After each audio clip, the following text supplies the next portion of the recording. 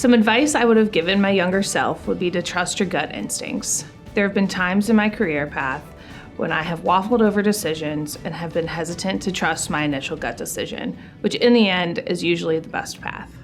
Well, it's a younger self's a long time ago, but it's a lot easier said than done. But I would tell myself to understand that a large percentage of people's reaction to you have absolutely nothing to do with you and everything to do with them, so not to take things so personally. I've just wasted a ton of time in my life worrying about someone else's opinion of me or of my work that just wasn't worth it. I still struggle with it, but at least now I know.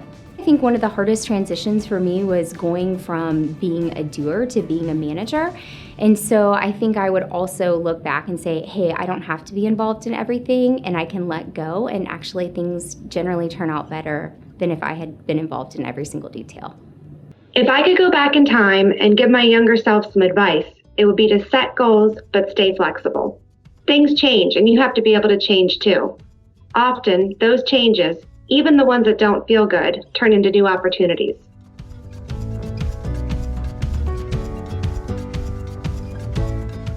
For those entering the crazy world of commercial real estate, know that although the stat is getting better, women are still outnumbered by men in this industry. At my first job, my then boss sat me down and told me that as a woman, I was always going to stand out, but I also needed to stand up. He worked with me on learning that I had a voice that was just as powerful as any other of men in our industry. I just had to find my path on how to use it. Don't let the stereotype that the industry is predominantly male keep you from getting into it.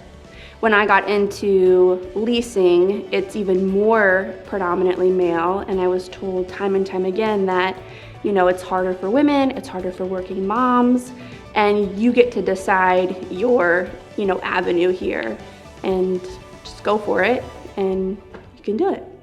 Leadership isn't a job title, it's a mindset and a behavior. If you want to be a leader in your company, act like one where you are now and in your current role. The rest will follow.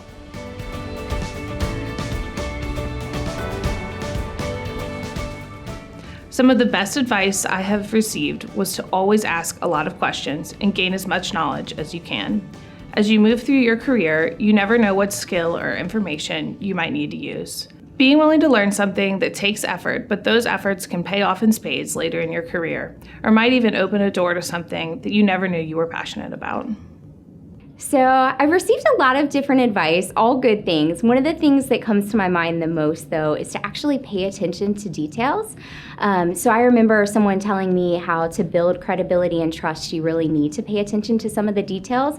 And this is like one of those minute detail things, but the boss that told me this at the time, she was like, for example, when you send somebody something in Excel, you need to make sure that it's printable. No one can stand when you send them something that is unprintable in Excel. And I always hear those words ringing out in my head, but it's not just that. It's about paying attention to the little things so that people will trust you with larger things.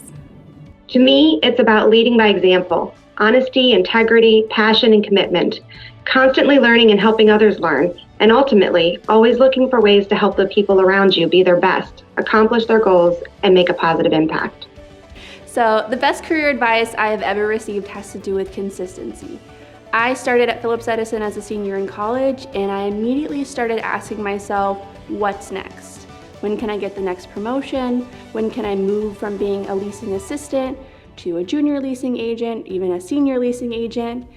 And the advice I was given was, do what you're doing now and do it really well. Come in every day with a great attitude, hit the same nail on the head over and over again. And when the opportunity presents itself for a promotion, your diligence will have been noticed and likely rewarded.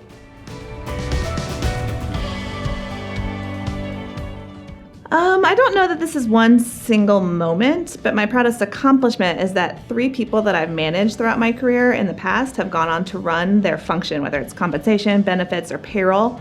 And I manage all 3 of them their first job right out of college, and no one really goes to college to manage in any of those things. So I kind of trained them from the ground up, and it's very fulfilling to see people that you've kind of mentored grow up and be successful.